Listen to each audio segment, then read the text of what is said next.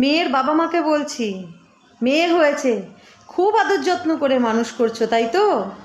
খুব স্বপ্নও আছে অনেক, মেয়ে বড় হবে, ভালো পড়াশুনো করবে, ডাক্তার হবে, উকিল হবে, স্কুল টিচার হবে, তাই তো? এগুলো তো বেসিক। পড়াশুনো করবে, ভালো পড়াশুনো করবে, এটা সবাই চেষ্টা করে, এটা বেসিক জিনিস। সে নিজের পায়ে দাঁড়াবে, না স্কুল টিচার হবে, না ডাক্তার হবে, না উকিল হবে, কিছু তো হবে।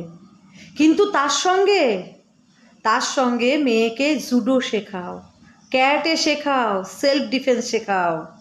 নাচ গান নয়, নাচ গান আবৃত্তি শিখিয়ে ভাবছো অনেক কিছু করে ফেলছো? মেয়েকে আত্মরক্ষা শেখাও।